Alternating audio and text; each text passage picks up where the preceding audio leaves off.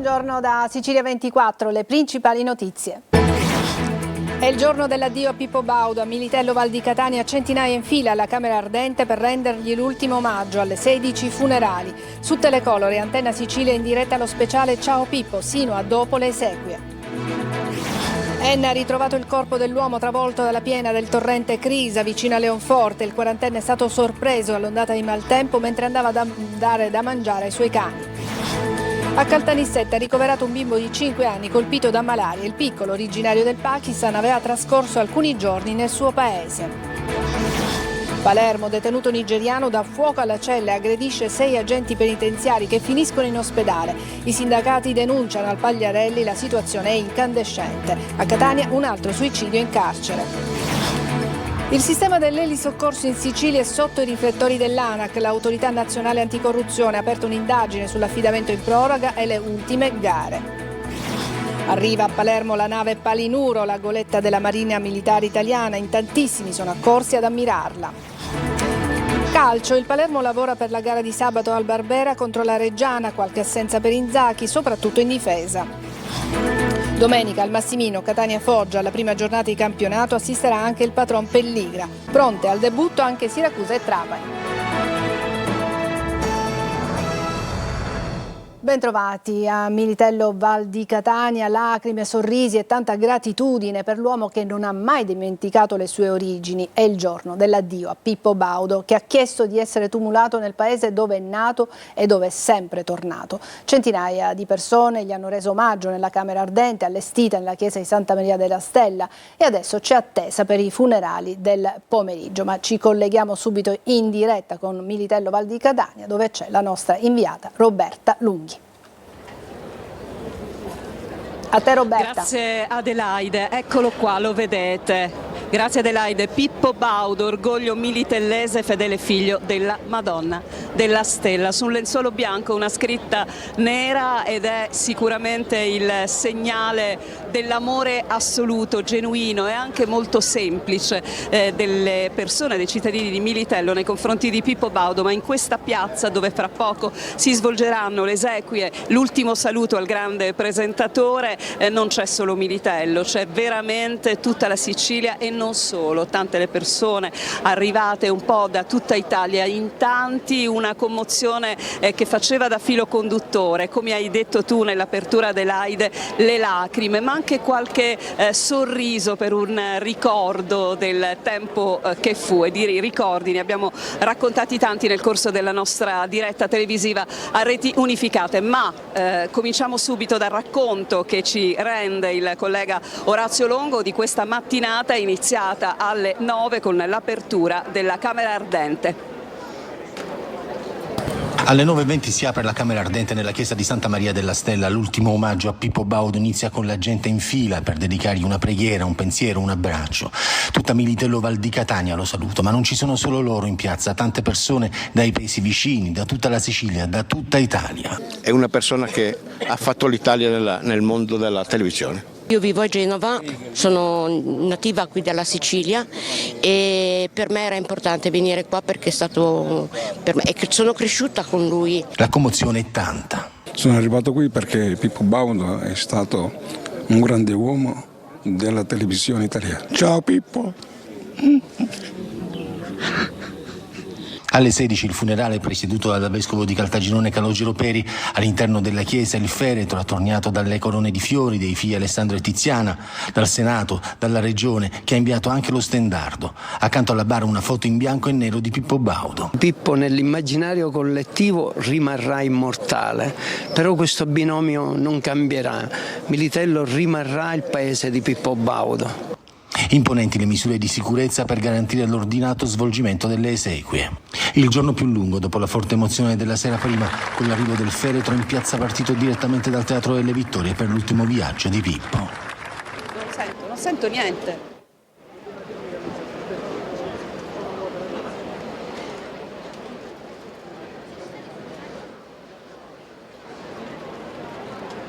Il racconto di questa giornata veramente storica a Militello Val di Catania. Umberto che si affaccia su piazza Santa Maria della Stella. Proprio da questa via fra poco accederanno gli ospiti tra istituzioni e personaggi del mondo dello spettacolo, ma lo diciamo dall'inizio di questa diretta lunghissima, questa è la giornata che Pippo ha voluto dedicare alla gente, alla sua gente, e proprio per questo sono stati in tantissimi, davvero migliaia, a lasciare nel libro delle firme, dei pensieri, un loro ricordo per Pippo. Lo vediamo. La tua terra, ecco, ci sta, la tua terra, per la tua terra sei un grande orgoglio, ci manchi tantissimo, anche qua Pippo sei stato un grande, poi la calligrafia, insomma, Pippo figlio di questa terra, resterai sempre nei nostri cuori, insomma, tantissimi, guardi quanti libri che ci sono, te li faccio vedere, qui c'è uno, la signora, cosa scrive lei? Vediamo, ce lo dica in anteprima. Ciao Pippo. Fai della tua anima un'opera d'arte. Bellissime queste dediche. Roberta Lunghi.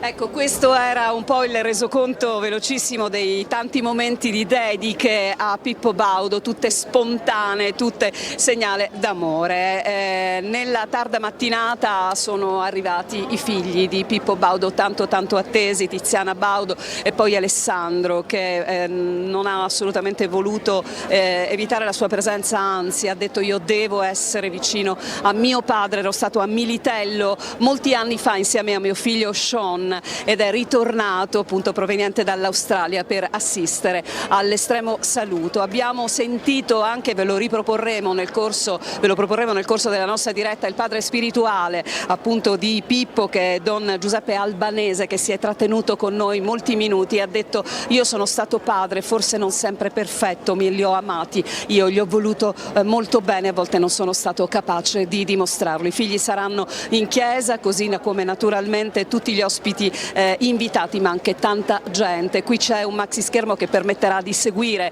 ovviamente i funerali. Noi continueremo la nostra diretta a partire dalle 14:30 per fermarci appunto alle 16 per dare la linea ai funerali in diretta, e per il momento io restituisco la linea dandovi però un ultimo contributo, che è quello che ha realizzato Orazio Longo con il parroco della parrocchia appunto di Santa Maria la Stella, che è appunto Don Giuseppe Luparelli. A te la linea subito dopo, Adelaide.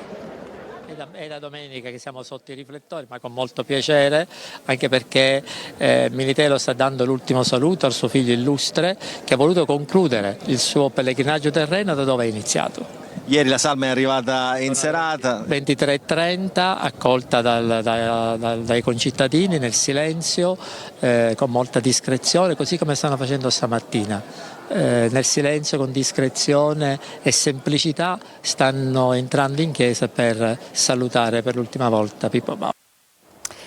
E noi, ve lo ricordo, continueremo a collegarci con Militello Val di Catania subito dopo questo nostro telegiornale, perché continueremo lo speciale Ciao Pippo e trasmetteremo in diretta anche i funerali di Baudo alle 16, lo ricordiamo, saranno celebrati dal vescovo di Caltagirone, Monsignor Peri. Adesso cambiamo argomento, Maltempo nell'Ennese va in campagna a dare da mangiare ai cani e viene trascinato dal torrente in piena. Muore a 40 anni un uomo e 2 agricoltori invece si sono salvati. Tonino De Mana. Le ricerche avviate nel pomeriggio di ieri sono andate avanti per tutta la notte. Uomini e mezzi impegnati a scandagliare il torrente Crisa a Leonforte alla ricerca del corpo di Matteo Ciurca, 40 anni. In tarda mattinata la terribile notizia e quindi il macabro ritrovamento a 2 chilometri dal luogo della scomparsa, dopo che ieri sera era stato trovato il suo cellulare. La vittima era in auto insieme ad un conoscente e si stava recando in campagna per dare da mangiare ai cani. Il maltempo li ha sorpresi con un improvviso temporale. Pochi minuti ed il torrente si è pericolosamente ingrossato Stato, trascinandosi 2 macchine che in quel momento si trovavano in contrada noce in una stradina secondaria alla SP39. Ciurca è stato trascinato dalla furia dell'acqua, gli altri 2 sono riusciti a salvarsi salendo prima sul tetto di un'auto e poi aggrappandosi alla vegetazione. Sul posto, oltre ad un elicottero proveniente da Catania, sono state impegnate diverse squadre dei vigili del fuoco che fino all'alba hanno utilizzato anche mezzi anfibi. L'amministrazione comunale di Leonforte, in segno di lutto, ha annullato il Festival del Folklore. Ed è il giorno del dolore dell'ultimo saluto a Francesco Cicciaronica, lo sfortunato ragazzo originario di Aci Castello, morto in seguito a un tuffo dalla scogliera di Polignano a Mare. Il giovane era in vacanza con alcuni amici in Puglia. I funerali di Aronico, che militava nella squadra degli Elephants, si terranno alle 16:30 nella chiesa di San Mauro ad Aci Castello. A Caltanissetta ha ricoverato un bimbo di 5 anni affetto da malaria. Il caso è stato individuato grazie all'intuito dei medici del reparto di pediatria che lo hanno trattato tempestivamente. Rita Cinardi.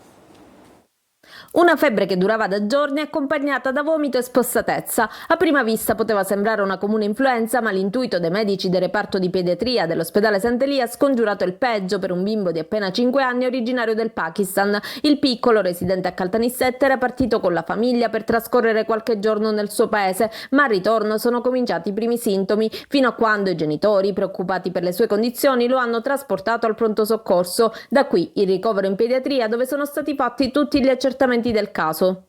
Diciamo che abbiamo fatto un'accurata anamnesi, quindi il bambino che veniva dal Pakistan, una sintomatologia febbrile che compariva ogni 2 giorni. Abbiamo fatto i primi esami di laboratorio che mostravano un emocromo che era suggestivo per la ricerca della malaria, perché aveva una riduzione delle piastrine e un'anemia, e quindi a quel punto abbiamo posto proprio in diagnosi differenziale la malaria ed è risultato effettivamente affetto dalla malaria da Plasmodium vivax. La malaria è potenzialmente letale, intercettare casi come questi tempestivamente è fondamentale per evitare conseguenze nefaste. Curiosità, oggi 20 agosto è la giornata mondiale della zanzara. Fu il 20 agosto del 1897, infatti, che il medico Ronald Ross scoprì in India il collegamento tra zanzara e malaria. Scoperta che gli valse il Nobel per la medicina nel 1902. L'Organizzazione Mondiale della Sanità stima che siano 700.000 le persone uccise negli anni da questi piccoli insetti. Succhiando il sangue a uomini e animali sono il perfetto vettore non solo della malaria, ma anche di febbre gialla, dengue, West Nile e altre patologie. In Italia, per quanto riguarda la malaria, si registrano soltanto casi di importazione da altri paesi.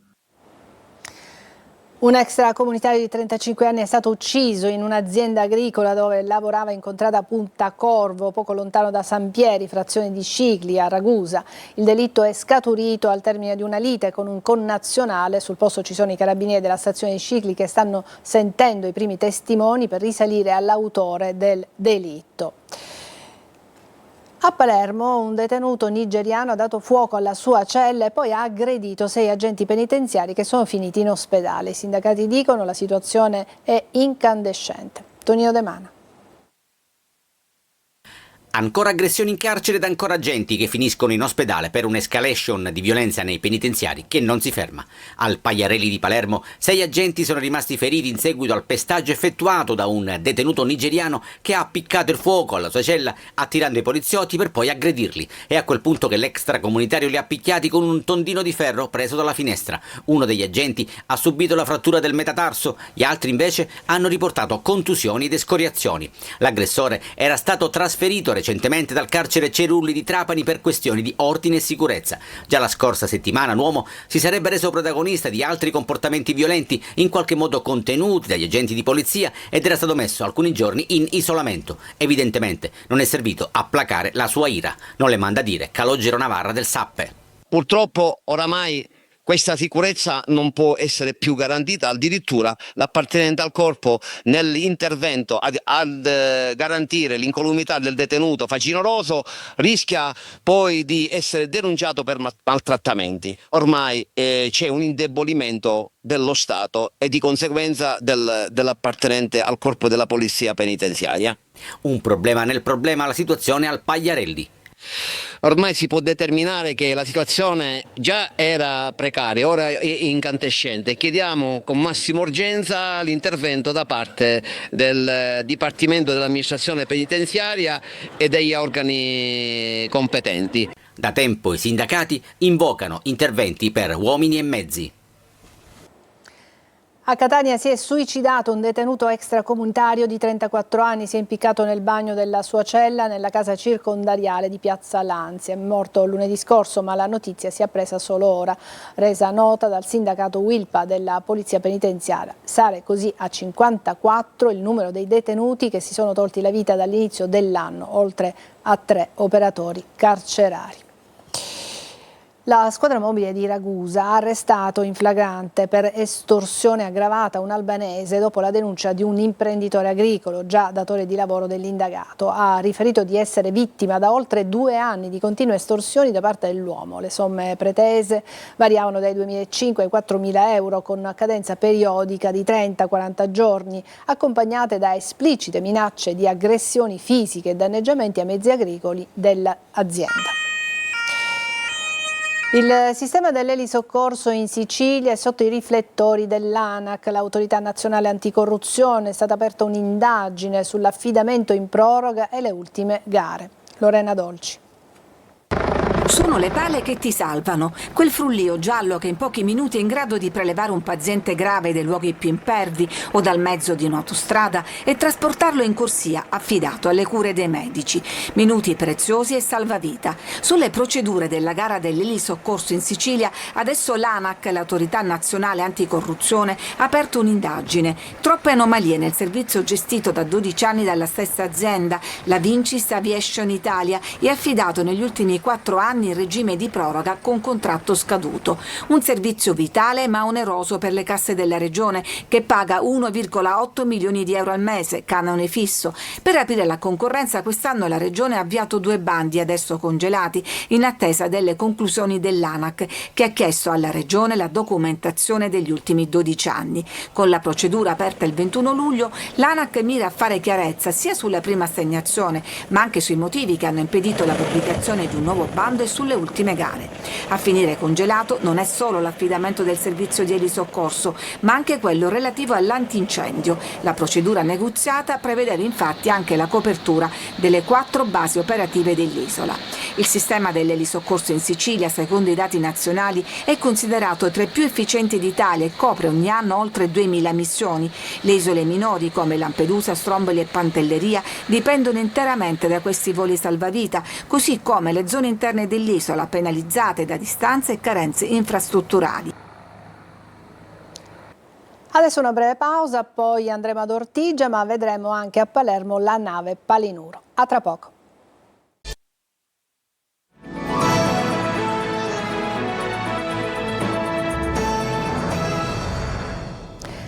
Caos nel centro storico di Siracusa, ad Ortigia, pochi controlli, calessini e scooter che sfrecciano tra la gente e musica ad alto volume. La denuncia arriva da uno dei principali agenti marittimi del porto, che ci dice: così i turisti non tornano più, è il suo forte ammonimento. Francesco Aloi.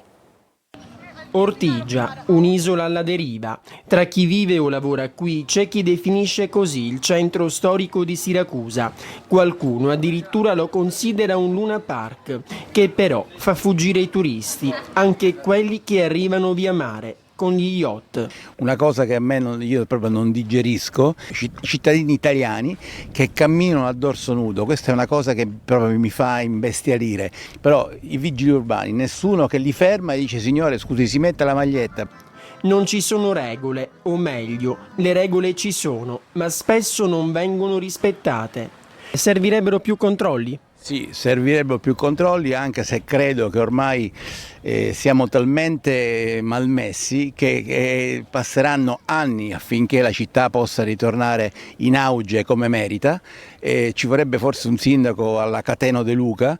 Scooter, bici o calessini che sfrecciano facendo slalom tra la gente.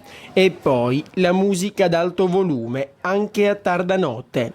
Qui la sera il Foro Italico si trasforma in una discoteca sotto le stelle. Bello, ma... No, bisogna mettere un freno assolutamente alla musica ad alto volume, perché molto spesso ho ricevuto delle lamentele da parte dei miei clienti. E quest'estate il turismo sta registrando un calo che certamente non incoraggia chi lavora nel settore. Chissà se tutto questo, unito al degrado, non possa esserne la causa. A Palermo è arrivata la nave Palinuro, la goletta della Marina Militare Italiana. In tantissimi sono accorsi ad ammirarla al molo trapezoidale del capoluogo siciliano. Marco Gullà.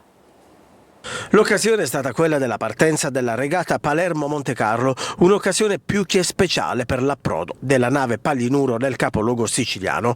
La goletta della Marina Militare, ormeggiata al molo trapezoidale di Palermo, potrà essere visitata fino a domani, qui mentre raggiunge il porto del capoluogo, elegante e identificativa.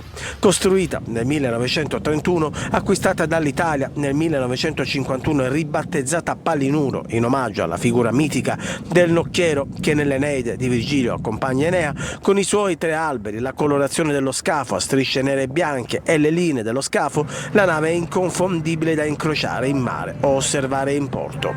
Il miglior modo per festeggiare i 20 anni della Palermo-Monte Carlo, la regata che ogni anno richiama tantissimi appassionati di vela. A gareggiare in questa 20ª edizione ci sono 45 barche dai 10 ai 30 metri in rappresentanza di 9 nazioni: Italia, Monaco, Francia, Polonia, Austria, Germania, Gran Bretagna, San Marino e Turchia. Adesso una breve pausa e poi l'ampia pagina dedicata al calcio. A tra poco.